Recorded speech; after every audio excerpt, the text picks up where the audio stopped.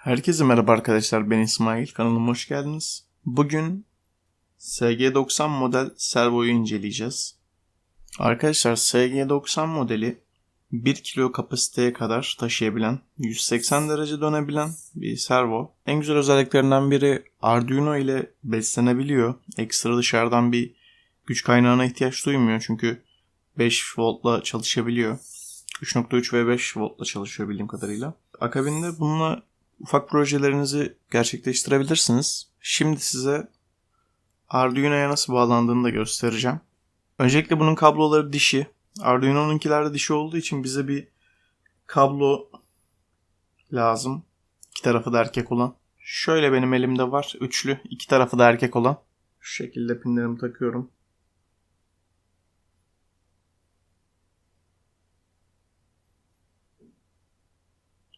Şöyle takacağım hatta.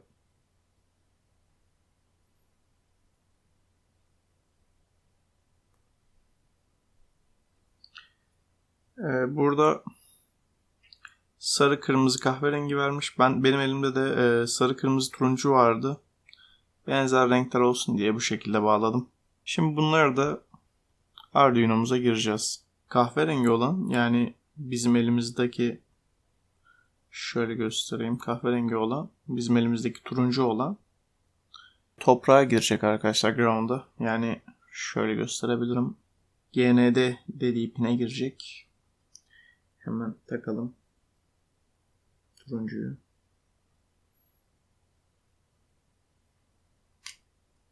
Normal bir şekilde sokete taktım.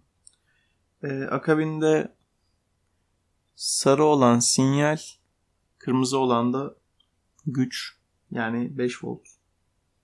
GND'nin hemen yanındakine takıyorum kablo karmaşası olmasın diye. Ve bunu dışarıdan da besleyebilirsiniz bir adaptör yardımıyla veya bir pil yardımıyla. Batarya, pil fark etmez. Ardından bunu da ben 6. pinime takacağım. Şu şekilde bağlantısını gerçekleştirdim. Şemasını altta bulabilirsiniz. Şemasını aşağıya koyacağım. Gerçi çok basit bağlantı şekli. Şöyle gösterebilirim. Akabinde Arduino'muzu bilgisayarımıza bağlıyoruz. Şu şekilde bir konnektör sayesinde bilgisayarımıza bağlıyoruz.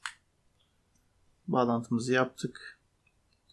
Şimdi kod kısmına geçebiliriz. Evet arkadaşlar, şimdi de kod kısmına girdik.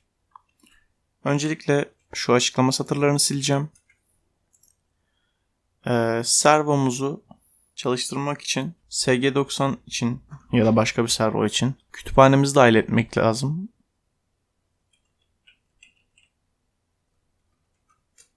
Include servo h diyerek kütüphanemizi dahil ediyorum. Akabinde servomuzu tanımlıyorum. SG90 isminde int diye bir değişken oluşturuyorum.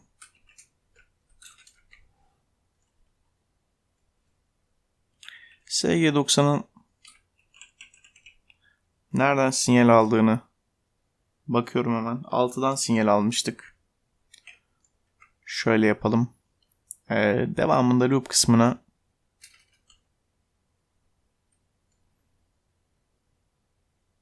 SG90 writes. Buraya isterseniz sayı girebilirsiniz fakat biz yukarıda bir tane int değişkeni oluşturduğumuz için A diyorum ben. Şu şekilde çalıştırabiliyoruz. Hemen masa üstümüze kaydedelim. Bir deneme yapalım.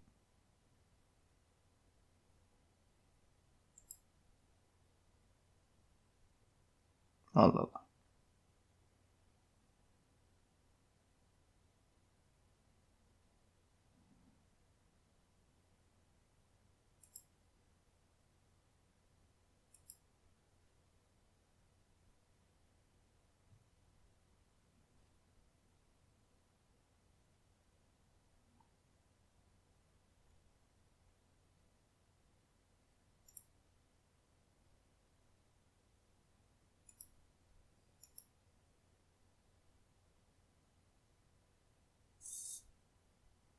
Evet arkadaşlar, çalıştı.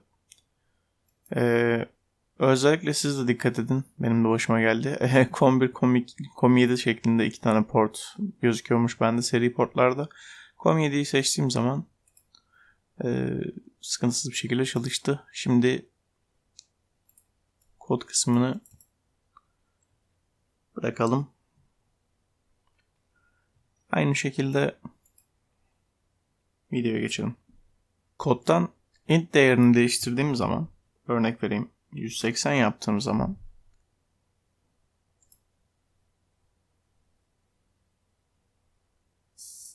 motor 180 derece geri dönüyor. Sıfırda yine aynı şekilde sıfır değerini bu şekilde algıladı. Evet. Sıfırdan 180 dereceye doğru hareket ediyor. Burada şu anda 0 derecede olması gerektiğini tuttuğu için hafızasında zorlasak bile 0 dereceden değişmiyor. 1 kilogramın üstünde yük harcadığımız zaman ama hareket ettirebiliyoruz. Tabii ben bunu kırmaktan biraz korktuğum için şu anda öyle bir baskı yapamıyorum. 180 derece dediğim gibi dönebiliyor. Arkadaşlar, videomu izlediğiniz için teşekkürler. Yıllardır ara ara video çekiyorum fakat şunu hiçbir zaman söyleyemedim. Kendinize iyi bakın. Hoşça kalın. Bay bay.